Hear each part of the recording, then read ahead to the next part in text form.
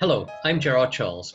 I hope that this discussion will be of interest not only to potential Fonteyn International Ballet Competition entrants and their coaches, but also to anyone who is thinking about choreography for many different opportunities. The dancer's own element of the Genie competition was added to encourage the art of choreography, and as much, an award for choreography is given each year. It is not only about creative choreography, but it is also about showing the dancer at their best. Within the context of the competition, it gives a chance for the participant to demonstrate their strengths, what is unique about them as an individual dancer, and something that is different than what they may show in the classical repertoire. We have a wonderful group of artists joining us today who have a range of input as to what to consider when making choices to satisfy the many different requirements of a dancer's own solo. So welcome to everybody. And I'd like to start by asking our panel their thoughts on what teachers, choreographers, and dancers should consider when starting to plan to make their new dancer's own piece appropriate for the dancer. Well, I'd like to start by saying that I've never choreographed anything, but that I have the greatest admiration and respect for people who do this extraordinary thing. And without choreographers, we would be nowhere. I think that it's very interesting to see whether a young dancer is able to be objective about their own talents and decide if they're going to choreograph their own piece for themselves, whether they know enough about their strengths to be able to do this really well.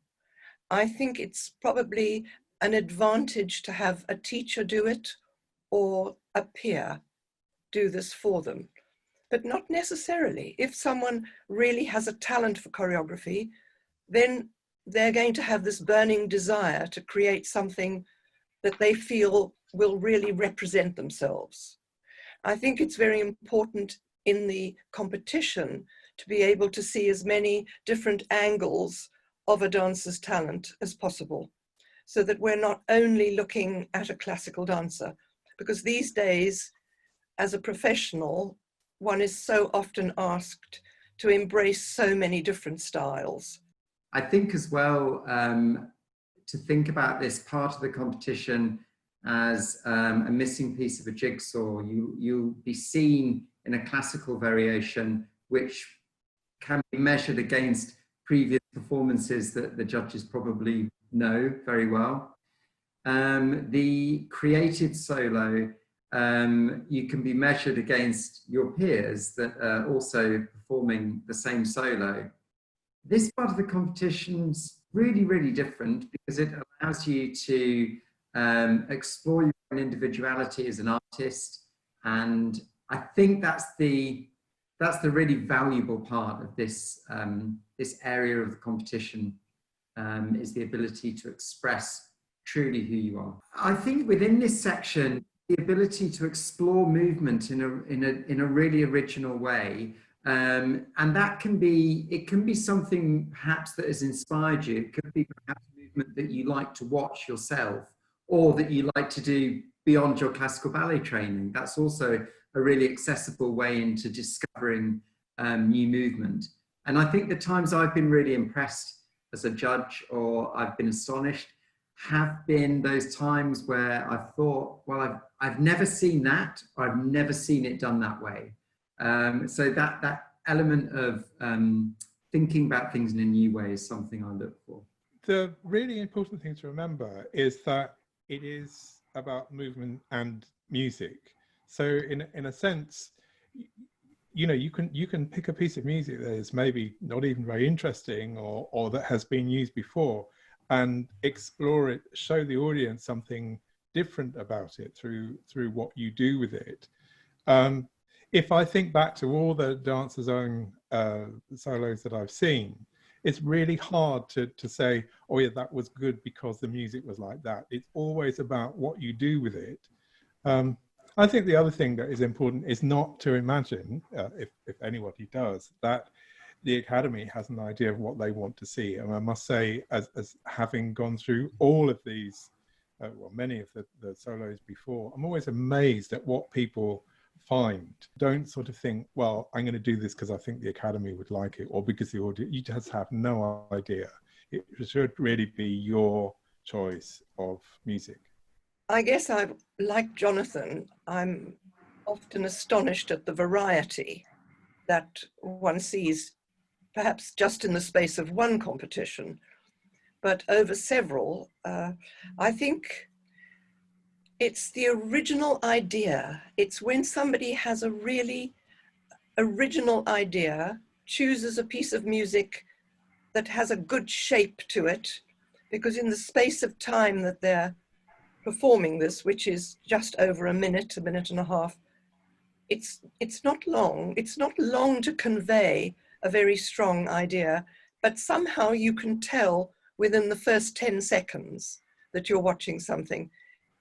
I think that they always need to bear in mind the floor space, how something starts, where it starts, and also where and how it finishes, so that you've got a little capsule of something hopefully wonderful for the audience to see.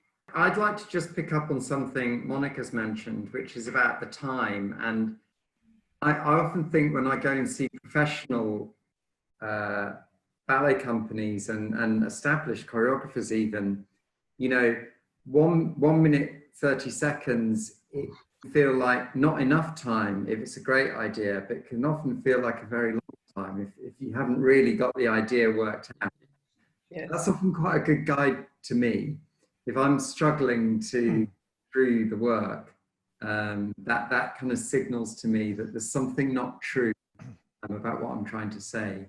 And I think the point about it being a conversation between choreographer and dancer is really important. It's a conversation in dance and creativity. And I think also that has to be such honesty that choreographer has to be able to say, do I really like what I've created? Do I think it works on this dancer?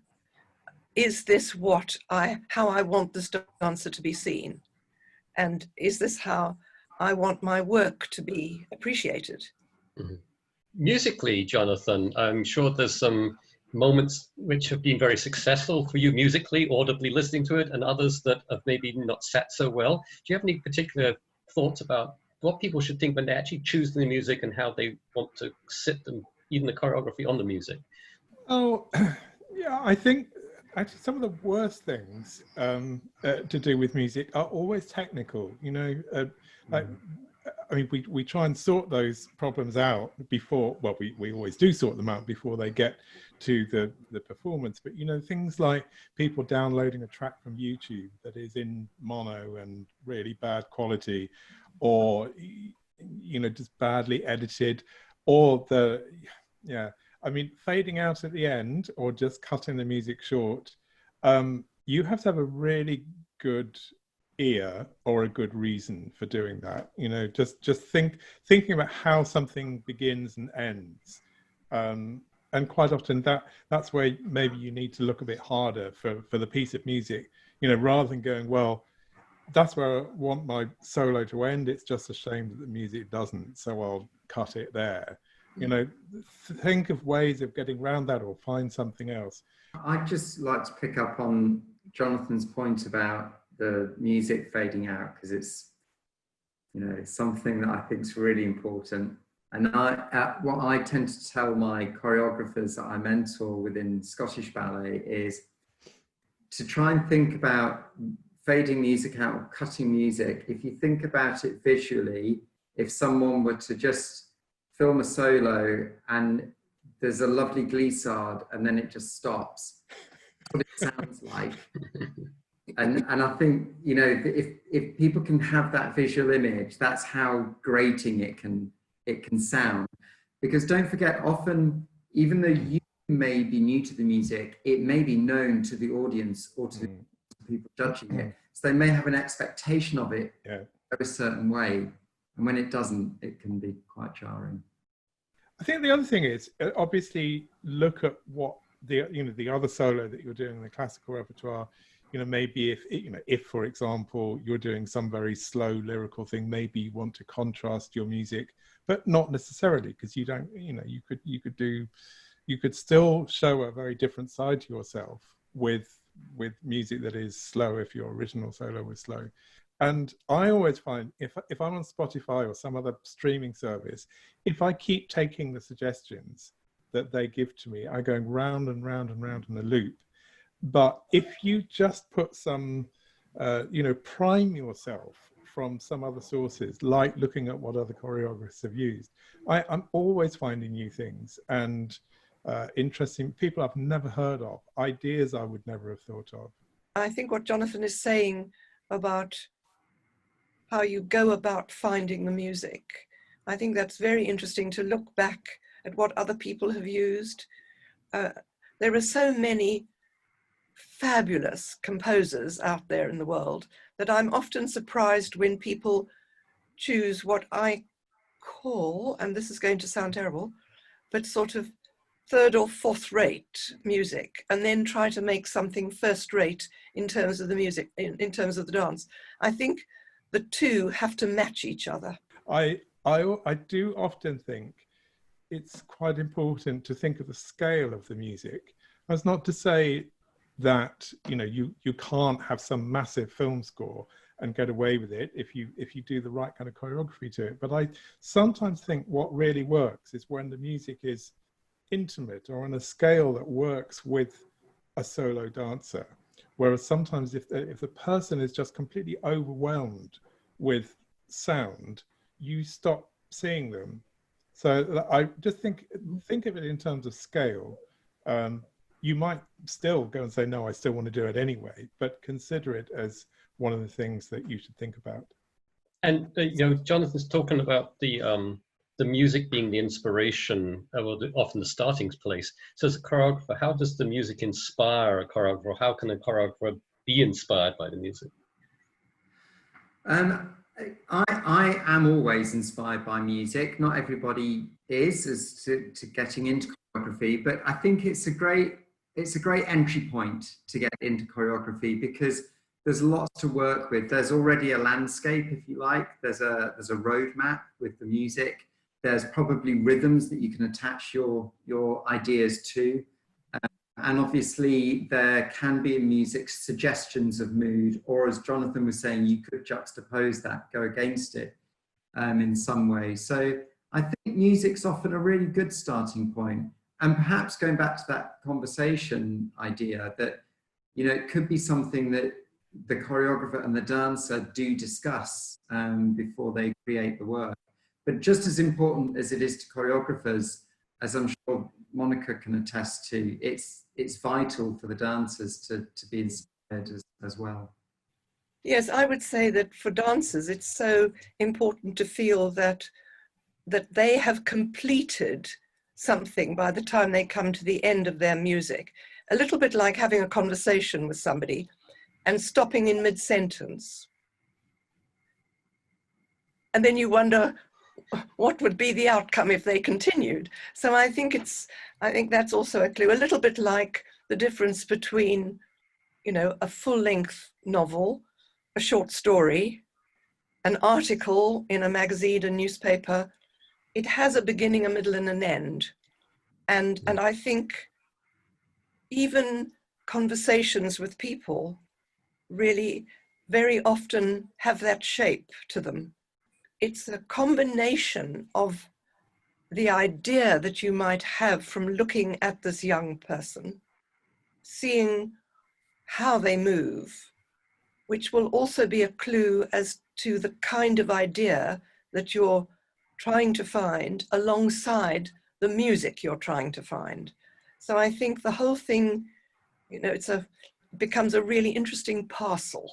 I think one thing I sometimes say to choreographers is, creating a work is having a really amazing idea in your head, and then it's nothing but compromises until you see it.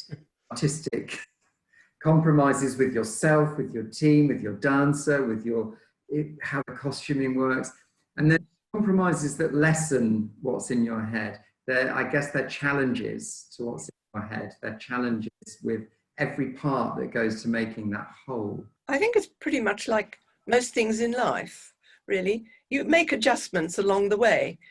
Very seldom can you arrange a plan and be able to stick to it from start to finish. And that's why I think the collaborative aspect with the dancer is important, that the dancer is also able to show if something doesn't feel comfortable. And I don't mean comfortable in the sense of it being easy.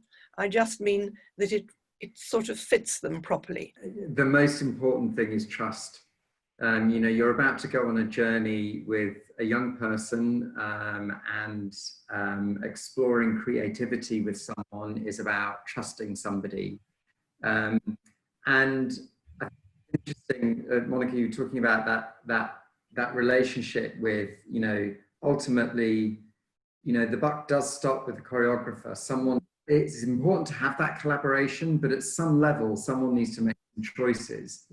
It is the choreographer that will make those choices. And in a way, it's important for both dancer and choreographer in their creative contract, if you like, to know that the buck will stop, or the praise will go in part to the dancer, but probably to the choreographer. But also, if it's not worked, the lack of praise will go to the choreographer as well. So the choreographer sort of takes on all of the aspects. But that's where the trust lies, because if the choreographer's got your back as a dancer, the choreographer should be able to guide and to coach this young person through a creative process. And it should feel really fulfilling to both parties that they've created something that wasn't there before they started work.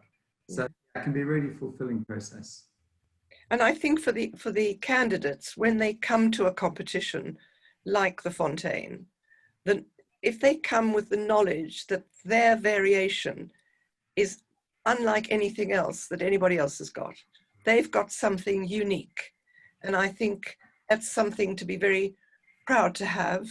And then, especially if they feel that they can really express themselves in it, I think it can be wonderful. I would just like to say one thing about choreographers being tempted, perhaps sometimes, to use the gifts that a young person might have in terms of gymnastic movements. I'm sometimes troubled by too many splits, too much on the floor. Even, you know, we sometimes see backflips. And although they're so impressive and so wonderful, but they have their place, but I'm not always sure that that place belongs in a dance context. I think as well, on the gymnastic front, you've got to ask yourself, what's it saying? If you go back to it communicating something, you know, what is that non-handed cartwheel saying in the context of the solo? So my bugbear is actually a bit more balletic. It's fouettes and grand pirouettes. There's plenty of opportunity in the Fonteyn competition, whether it's through class or a variation, to be showing those sorts of things. And they normally take up about 8/8 of music, so you're already shortening your bit as well. So that would be my top tip. Avoid that virtuosity of technique. Speeding up your music, don't do it. You know, you've got to remember, you may think that it sounds great on your computer and that it has saved your solo. You have to remember that whatever process has gone on is going to be amplified over a fantastic state-of-the-art sound system to an audience of, you know, however many 100 or 1,000 people. And you can hear it. Please don't do it. It's awful. I mean, it's verging on illegal as well, but, you know, it should be illegal for aesthetic reasons. Okay, so there's not only dance and music, but there's also theatrical aspects of a piece to be considered, such as costuming and props that may be involved. Could you like to speak a little bit about the additional elements that how they should be used and what measure? I guess in terms of props, I think one doesn't very often see props, although you do. Again, it has to be honest. It has to be necessary. It has to be really suitable, and part of the idea. I think costuming is also obviously vital. making the person look wonderful. The dancer needs to feel really good in what they're wearing. And I think sometimes if costumes are verging a little perhaps on the outrageous, we get things hanging and dangling and getting in the way of the movement, distracting the judges, the audience, from the movement that the dancer is making. You know, also, let's not forget that at this point in the Fonteyn competition, there's probably a lot of nerves and having to deal with a prop and costumes that might foul, or, you know, it's not going to make that young performer feel quite their best. You know, it's about thinking about that as well, making sure that they can, you know, they're really focusing on the dance and what they're able to communicate. Have you any last thoughts that you think would be important for a young person entering the Fonteyn competition to bear in mind as they're thinking about their dancer's own solo? I think that a huge amount of the preparation for such a prestigious competition as the Fonteyn is, I think the young person is really very dependent on having a very experienced teacher to guide them, because really what you want for them is to have a really great time while they're taking part in this competition, that they're really going to benefit from having had this experience and take some really good lessons and memories away from it. So I think that one is dependent really on good, wise teaching. We've probably covered, between the three of us, quite a lot of don'ts or things to look out for. But I think that message Monica's just talking about the one thing you should do is enjoy the creative process. Know that it's a very special process to go through, and it doesn't happen for every dancer. When you become professional, it's a rarity to have something created for you. So they should really enjoy that and feel really special about it. I think just to reiterate, you know, positive note, what I said right at the beginning is that, you know, it's called Dancer's Own for a reason. And so just to take that opportunity to do something that is, you know, don't try and copy somebody else or think that you know, choose music because somebody else is going to like it or because it's the right thing to do. Choose something that that celebrates you and what you want to do. Well, thank you so much, everybody. It's been a real pleasure talking with you, and I hope that everyone listening has found some nuggets of interest in there. There are plenty of them, so if you missed them, listen again. But again, thank you very much, everybody. Thank you, Gerard. Thank you. Thanks, everybody. Bye. Bye-bye. Thank you.